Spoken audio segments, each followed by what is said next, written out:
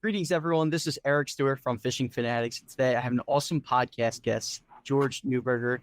He is formerly known as Custom Rods by Neuberger, and has been building rods since 1975, which sounds absolutely insane. But he's spent several years building his rods. He does different things with pens too, building them, pen tuning, and all that different stuff. And now his business is appropriately named Works of Art. So, how you doing, George? I'm doing great. And yourself? I'm doing great. And it's great to have you on here since the first time I met you at the Great American Outdoor Show. And then the second time I met you, where I actually bought another pen from you at the Philadelphia Fishing Show. And it's great to just kind of have this time, sit down, talk about what you've been doing for the past many years here. No problem at all. We'll jump right into it. The first question I have to ask you, take us all the way back to 1975 when you first got started making your custom rods, starting up your business here. How did that kind of story come about, and how did you start doing that? Well, I was working for an engineering firm, and I was laid off. I was climbing the walls. I hate sitting at home doing absolutely nothing. And believe it or not, I picked up one of Dale Clemens' books on fiberglass rod making, and it started from there. I went on to my uncle. Somebody stole my rod and said, "Would you make me a rod?" And I said, "Sure." And I asked my wife at the time, "What should I charge him?" And she said, "Charge $1 for every time you say, 'Aw, shit.' Because that means you made a mistake and you have to start over again." So my first rod, I charged $35 labor. So thank God I don't go by that theory anymore. So you had 35s. Oh man, I messed up in that first kind of take. The rod. Oh yeah, and you got to start all over and do it again. So thank God I'm not at that number now. Absolutely. I mean, I've seen some of your rods at the different shows, and it is kind of amazing what you're able to do with a rod, adding in different layers to it, different kind of textures to it.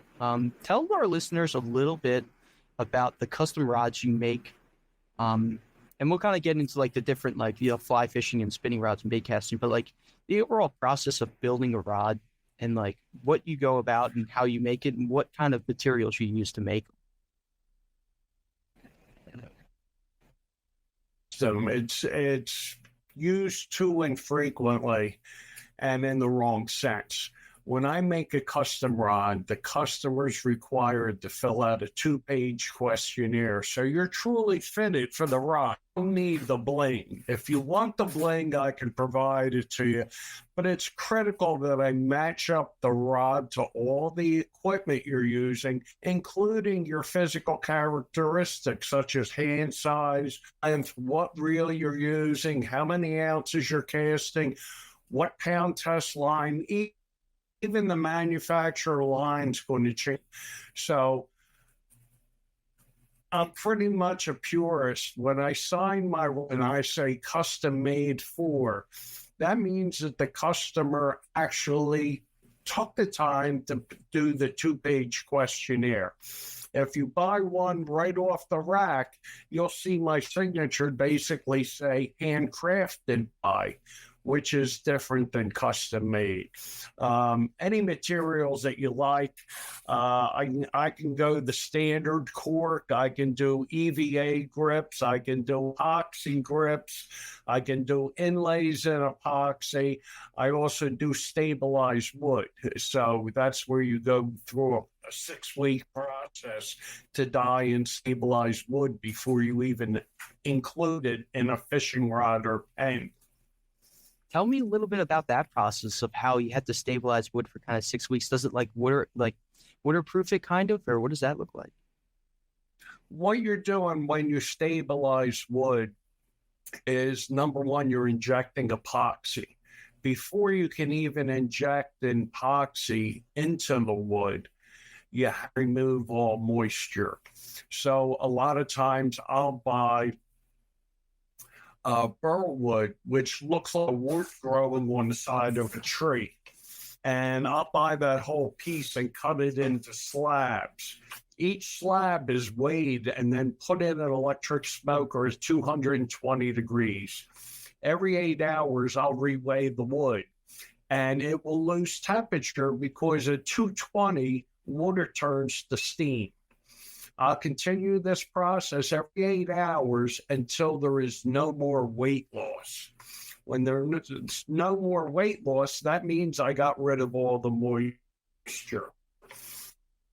I'll take the slab out and I'll put it in a seal bag and seal it till it cools down. The reason for the vacuum seal bag, don't absorb any humidity from the air. When the wood is cooled down, I will mix up an epoxy, which is basically called cactus juice. And you can add a dye to the epoxy to color it. I'll submerge this and weigh it down with sinkers so it's completely covered. It goes in a vacuum chamber. Under a vacuum, you'll see air bubbles come out of the wood. It might take 2 weeks to suck all the air out of all the crevices in the wood. When you stop seeing air bubbles, now the wood's ready to suck in the epoxy where the air was. But because the epoxy is thicker, you have to help it along. So I keep it submerged, and now like pressure pot at 60 psi. Now you're actually injecting the epoxy into the wood. But because it's thicker than air, it needs help. So it stays under pressure, but you double the time. So if it took 2 weeks to get the air out, this soaks under pressure for 4 weeks. At the end of the 4 weeks, this epoxy doesn't cure with time, it cures with heat.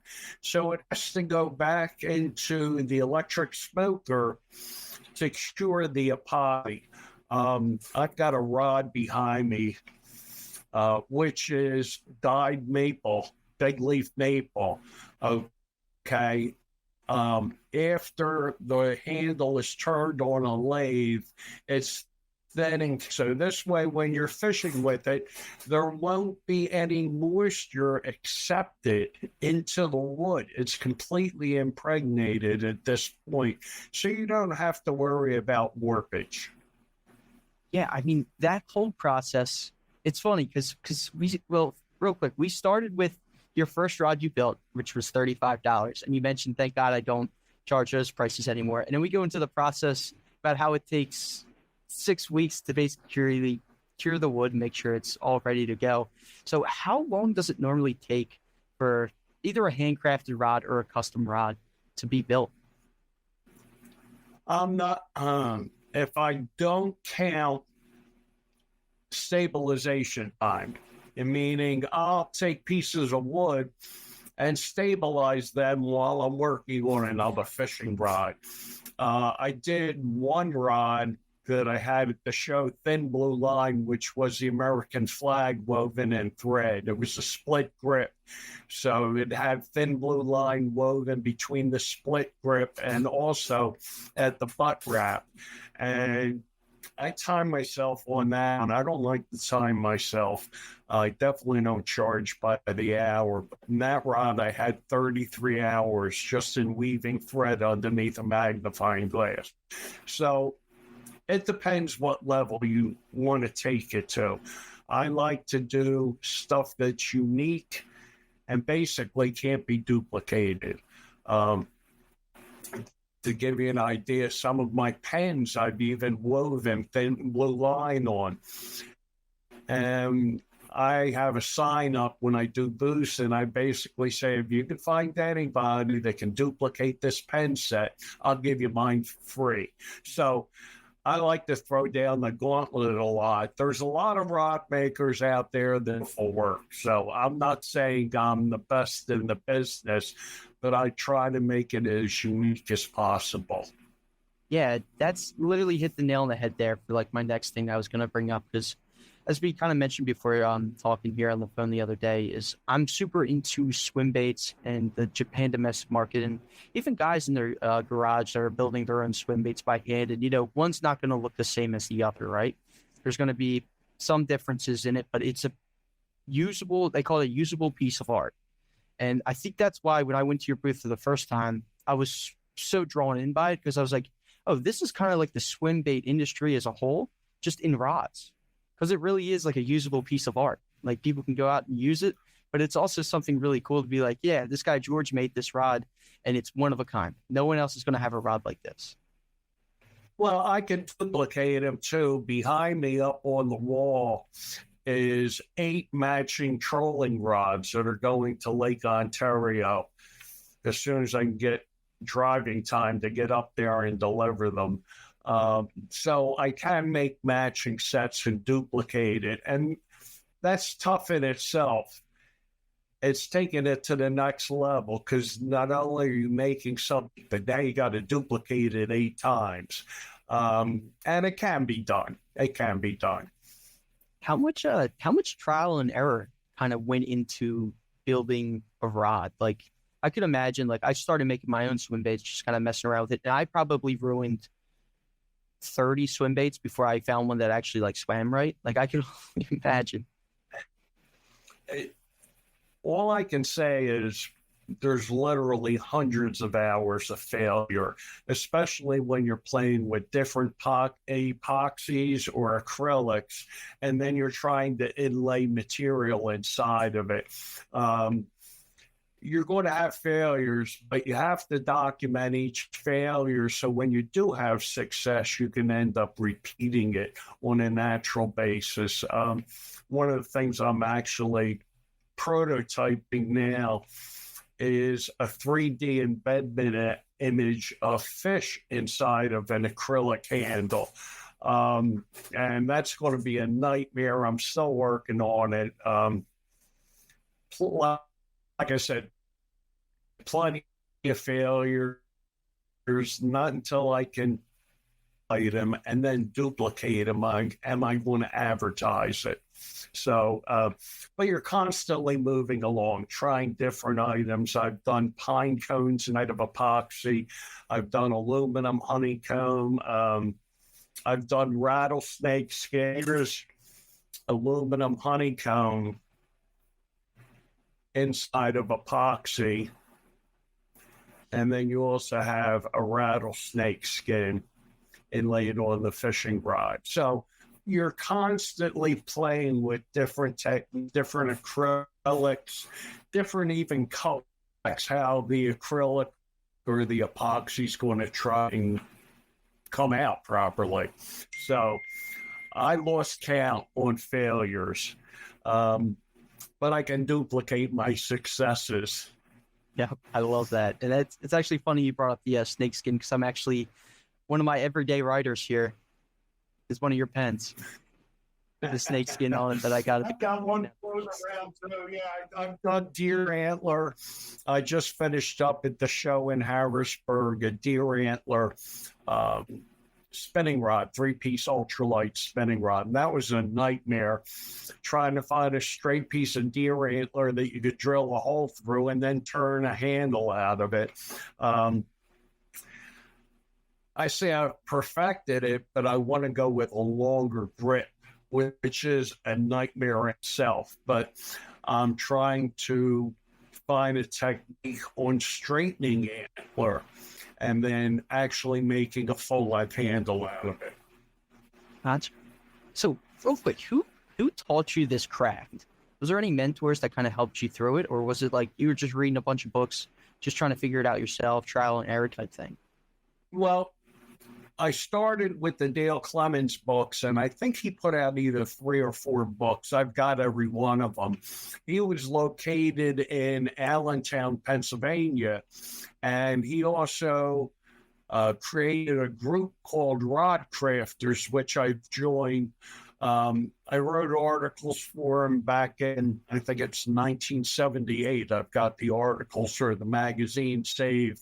And once a year, he would have a meeting in Allentown, and Rod Crafters would go there different examples of their work, and then they would share the technique on how to duplicate what they had achieved. So most of it's in a vacuum because there's no more rod crafters. I know by now Dale had to have passed away, but I consider him the godfather of rod making for all the books he's written and all the knowledge he shared with people before he passed away. I love it. And it's kind of like a Facebook group or like a YouTube channel before they were even existed. You guys were doing it in person, kind of meeting type thing. Oh, yeah, that was the only way to do it. Or you could write an article for his magazine, Rod Crafters. And that's how we shared information back before the internet. But it's completely different now. You can go on YouTube or whatever and see different techniques. Love it. And you mentioned Allentown, and I'm from the area too, and I know you're from the area. One of the things I read on your website was that you started going to these shows, the Philadelphia Fishing Show, and then a couple other ones in the Philadelphia area, but majority of your business came from Florida. So I thought it was interesting how the words. Yeah, it was word of mouth. One of the techniques that I did back then is I could always name and thread. And some of my customers moved down to Florida and it just caught on like crazy. And I asked one customer, I said, "You're down in Florida. You have to have plenty of rod makers. Why are you coming to me?" And they said, "Well, for your work and for your price." I don't charge by the hour. It's a labor of love. I mean, if I can say that I'm going to put 33 hours into a fishing rod and the parts cost me approximately $100 and I'm selling the rod for $800, you do the math. I mean, I don't charge by the hour. It's truly a labor of love. Right, absolutely. And I know my dad's had similar experience working in his wood shop, building different stuff for me, just like tackle boxes and stuff to hold my musky lures, all that. And he's gave a couple to my friends, and I'm like, "Dad, you want to like charge them like a little bit for it?" Nope, they can just have it. I just like doing it and like to see it being used. That's kind of like the whole thing. So it's amen. I've had people come up at show and say, "Oh, I'd never use that rod." And I'm like, "Oh, don't say that. It's made to be used." I mean, it's epoxy. People look at me like I'm crazy, and I'm like, "No, I use them all the time." I showed up on the FM tuna boat for some haddock fishing, and broke out with a couple fishing rods. Like, "You're actually going to use them?" I'm like, "Yeah, that's what they're made for." So, by all means, use the rods. Yeah, I mean, you don't need the bling, but if I can make it lighter and more sensitive, the rest is up to you. Business owners and marketing professionals in the Philly area, Bad Rhino takes the overwhelm out of digital marketing. With tailored digital marketing services, from social media management to SEO and PPC advertising, our expert team navigates the complexities of the digital ad space for your business. Let Bad Rhino lead you to success. Visit badrhinoinc.com and let's take your business to new heights. Bad Rhino, we do digital marketing so you don't have to. Let's talk about your different rods that you make, because you got a whole list on your website: casting rods, you got trolling rods, fly fishing rods, freshwater rods. I mean, the list goes on and on. What are people kind of reaching out for you for? Is it a lot of the fly fishermen that tie their own flies and they're like, "You know what, I want a really nice fly rod," or some bass guys coming to you for different stuff? Or what's kind of like your specialty there? Who's the people that are reaching out? When it comes to custom, you really don't have a specialty because you're tailoring it for the customer. Okay, so you're building from the ground up.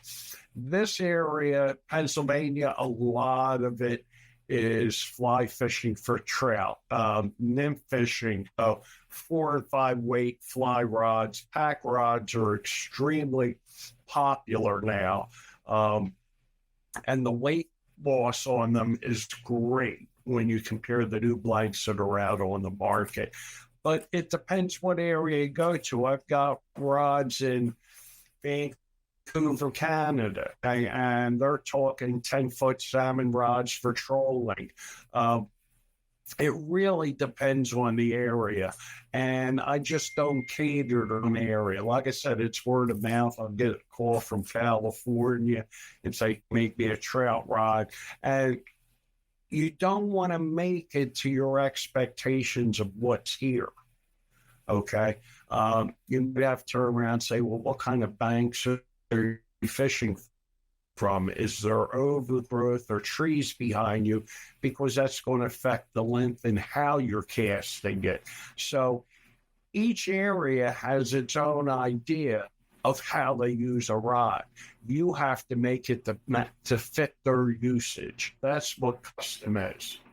I love it. Yeah, just customize it to however the person can use the rod the best and what kind of fits them, right? It's kind of like a glove. You don't want to buy a glove that's too big or a glove that's too small. You want, Oh, yeah, without a doubt. But well, even if you take that, I ask for a glove size and people say, why? And if the grip is too thin, your hands want to cramp up on a long fight with a fish.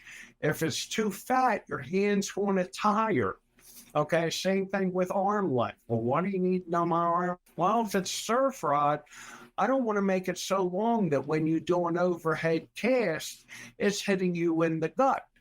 So I want to know your arm length, etc. And that's what true custom is. It's not making your average surf rod and duplicating the length on the handle each time. No, fit it for the person. A 6'2" person's going to have a longer bite grip than a 5'11" person. It really makes a difference. it's funny. It kind of reminds me of custom golf clubs too. Because I know I got some taller buddies, and when they play golf with normal clubs, it's like it's tough for them to hit the ball straight. Then they extend their clubs a little bit, and all of a sudden they're hitting the ball straight. Years ago, I took up golf, and I have an extremely slow swing. And I forget what it was. If it was a 7 and you were supposed to hit 150 yards, I wasn't even close to it. So believe it or not, I made my own graphite clubs. But what I did to cheat the system is I add an inch to each club length. And when I was done, my 7-iron was hitting 150 yards on the spot. So here again, it's the same technique a lot of times when you're making golf clubs. You don't have the thread work involved. You can do it. I've woven people's names on putters. So you can do it. But here again, you're fitting it to your characteristics, whether it's a golf club, a pool stick, a rifle. It all comes into play on how you use the tool and how it's fitted for you. Absolutely. Let's talk about your pens a little bit, because like I said, I have one right here and I have another one at home. So how did you kind of get into that? Because I believe you started with the custom rods first, and then you went over pens. I started with custom rods, and I wanted to make acrylic handles for the fishing rods. So I went off and researched it and found out, well, that's how they make pens. So I said, well, let me learn how to pour acrylic and make pens, because it's a hell of a lot cheaper to make a mistake on a pen than a fishing rod. So basically, I went off for a couple of years and learned how to make pens and then applied the same technique fishing rod. And the same thing holds true with fishing rods and pens. So now, and weave thread on pens and encase it in acrylic and turn and polish it on a lathe. So it sounds ridiculous, but it's a question I have at a lot of the shows. How'd you get into pens and fishing rods? Same tools, it's the same techniques, etc. And you can introduce what works in fishing rods into pens and do likewise from pens into fishing rods. Gotcha. And then if someone was reaching out to you for a fishing rod and a pen, would you be able to ship that to them, or would you have to, like you said, kind of drive up to their different areas? Well, I'll drive up if I can, for the simple reason I hate putting my work in the mail. I lose sleep. Even though you bought the rod and it's your rod, I still consider it my rod, and I want to baby it. So I lose sleep whenever I mail up the man, say, from California. I want a 9-weight fly rod, and I also want fly fishing pen with the same handle material as you're using in the fly rod. I had one individual where I make a butt cap with a fishing fly encased in acrylic. And he contacted me and he said, my dad had a favorite fly and he passed away. He said, can you put his fly in the butt cap of a fishing rod for me? So he's always with me whenever I go fishing. And sure, I can do stuff like that. Might take a little bit of time, but yeah, we can get stuff like that done. And like I said, it's special when you know that the rod means that much to an individual. It's like, okay, I'll go the extra mile, no problem. It's just part of the passion. Absolutely. No, that's an awesome story, and I could definitely relate to that too. I mean, that's definitely something that means a lot to the people that are using it, and they always feel like you're kind of connected with those roots and family. So it's definitely pretty cool. Well, I had done a surf rod for an individual back in '75, and I'm going to say it's about 4 or 5 years ago. He passed away. And when I went to the viewing to go see him, because I knew the family, we both loved fishing. They gave me the surf rod back, and that's hanging in the shop on the wall. So I'm not going to get into it. I get too emotional when I lose a friend. And he was definitely a close friend for me. It's awesome because every time you look at that rod, you're going to fit him. So that's actually really touching. I'm definitely getting emotional over here too. So no, you have memories, and you got to enjoy the memories. I mean, plenty of us go before us, but it's the memory that carries on the love for that person. Absolutely. I love it. And so if anyone was reaching out to you for any custom work, of course, there's a whole process that's involved with you getting the size they want and all the sheets that they got to kind of fill out. But in general, what's the price? I know you have a couple rods that are on the cheaper end and a couple rods that, you can kind of go crazy with the pricing. But just give everyone kind of like a ballpark of what they're kind of looking at when they're reaching out to you. If I'm talking a freshwater rod, I have what I call a budget rod, where it's top quality components. Don't go nuts with the thread work. It'll have an EVA grip, so I don't have to go nuts turning a custom grip, etc. Price point on that's about $130. From there, the sky's the limit, unless you're talking trolling, which you can easily hit $2,000 on a fishing rod. I'm going to say my average price point is about $350 to $450 on an average saltwater rod or a freshwater rod where I'm going crazy with the length. Gotcha. Awesome, George. I also, at the end of these podcasts, I like giving people the floor to kind of shout out any of their social medias, any websites too that they want in the description that I'll add in there. So I'll kind of let the floor be yours. Okay, well, I'm on Facebook. I also have a website.